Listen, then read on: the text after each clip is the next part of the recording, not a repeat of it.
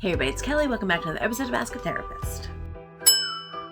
Today I want to talk about the habit of people pleasing, especially when it comes to people who are leaving a religion or a religious background or are just trying to shed those ways, but somehow still hold on to that idea of pleasing everyone. On this channel, we talk a lot about leaving religion and how to sort of deconstruct and then reconstruct our lives in a way that reflects who we are, what we want out of life, and where we want to go. The thing is, as many of you who have left religions know, all of those expectations and those lessons don't just fall away. They come with you until you get rid of them. And the topic of people pleasing is not one that people always connect to their religious upbringing, but it's pretty connected. You may be a people pleaser if you forego your own needs in favor of someone else's. If you look at your troubles or your pains and think, oh, they're not as bad as this other person's. If you make yourself less in any way in order to allow other people space in times that are not culturally appropriate. Those are also marks of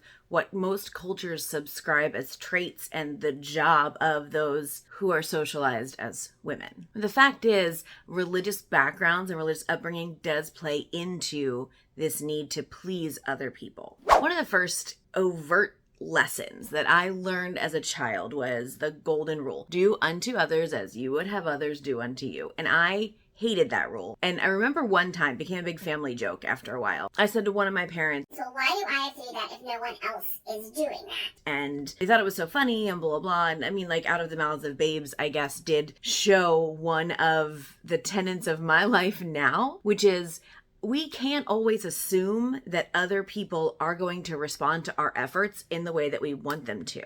So this idea of the last will be first and do unto others as you want them to do unto you means that everyone else will sort of fall in line. If you show humility and you lessen yourself, then other people will also, because they'll use that example and say, oh, I want to be like that, or that's what I want to do. And therefore they will do the same. That's not how it tends to work. That's not really human nature either. Human nature isn't to see someone sacrificing themselves and then also sacrifice themselves. Human nature is to see someone sacrificing themselves and then use it to their advantage. That's just the instinctual human nature. Now, many of us fight that nature because we have an ethical obligation to one another and to society as a whole to not do those things. But that doesn't make it not nature, okay? This piling on of religious influence and this lesson that the last will be first. And if you want to be first, then you put yourself last because, well, that actually comes out of wanting to manipulate people. That's not altruism or self-sacrificing. But you're taught in religion to not have needs. Last week we talked about self-esteem in religion, and this is hand in hand with that. The idea that your needs come last because when you put your needs last, God will reward your needs as you are rewarding the needs of other people. And there's that unspoken moral message in there too, right? If you put other people first, you're a good person. If you care more about the needs of others, then that makes you a good person. And I'm sitting here trying to figure out how we are connecting being a good person, whatever that means, and the act of making sure you don't exist or don't have needs, or at the very least, don't have needs that supersede the needs of others. So this bleeds over into work life, into home life. This idea of people pleasing means going above and beyond, working beyond contracted hours or agreed upon hours on a regular basis because you want your boss to like you, or because you want your boss to know you're a hard worker, or because you want other people in your team to think, oh, wow, I can do that too, and be a model for them, right? That is one step away from I have to do these things, otherwise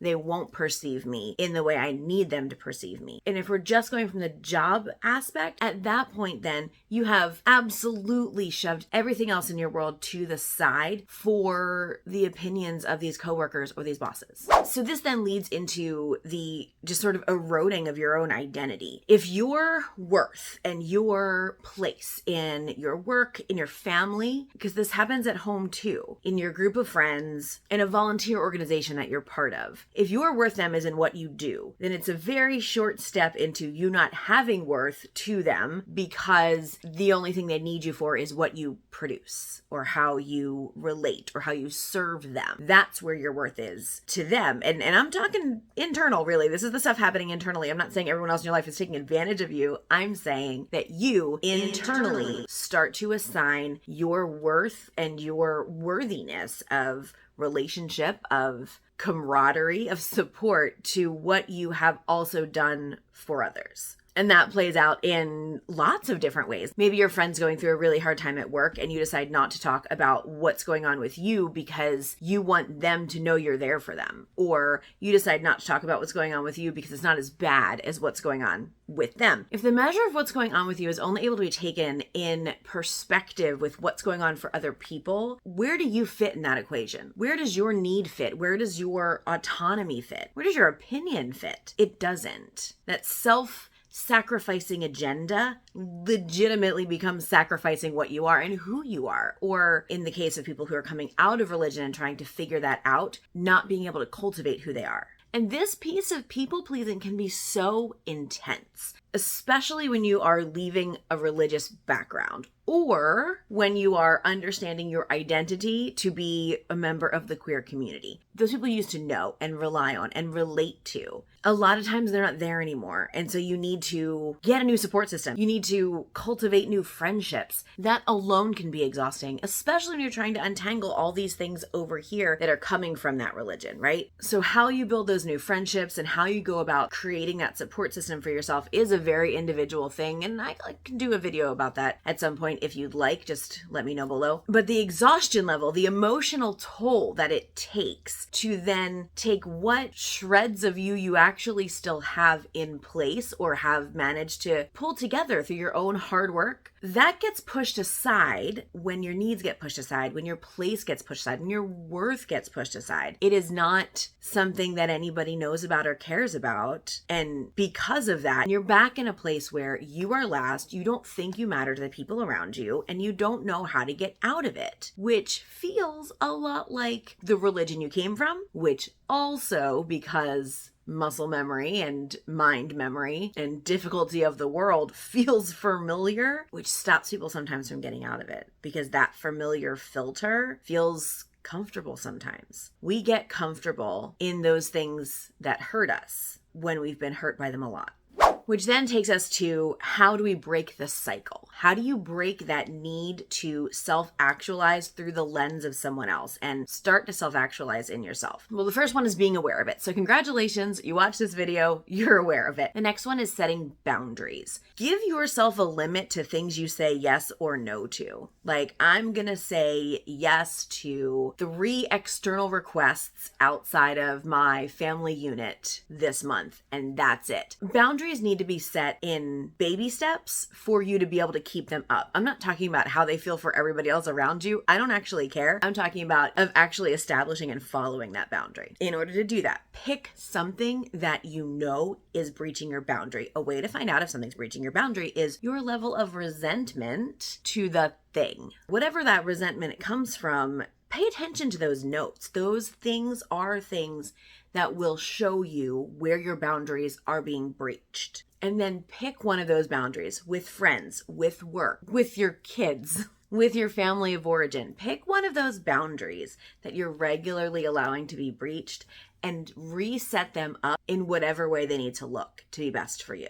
I want you to practice some self-compassion. I want you to be compassionate and curious about your responses to setting those boundaries. Do you feel guilty? Get curious about that. Don't guilt yourself for feeling guilty because that's just confusing. But also, your guilt is likely tied to what you've been taught your whole life. So be curious about that guilt. What do you feel guilty about?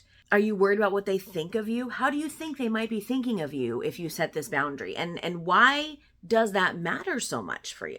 Being compassionate to yourself is the first step to expecting other people to be compassionate to you, but also is essential for renewing your own self-worth and therefore stopping the people pleasing. A supportive network of people is super huge here if you can find it. I recognize this is not an easy thing for a lot of people to find. And a lot of that is because when we come out of religions, our self-esteem and self-worth is so low that we really genuinely do not have a lot to either give to a new friendship, or we don't actually believe people are going to want friendships with us. Because let's face it, you're coming out of a religion, and if your family is still there or people you love are still there, there's going to be a lot of parts of you that are wondering if you're lovable, if people are going to want to be friends with you, because these people who said they loved you for so long aren't here anymore. But there are ways to find supportive networks out there. There are Facebook groups, there are Discord servers, there are support groups in most major cities. There are also things like Meetup, where you can just pick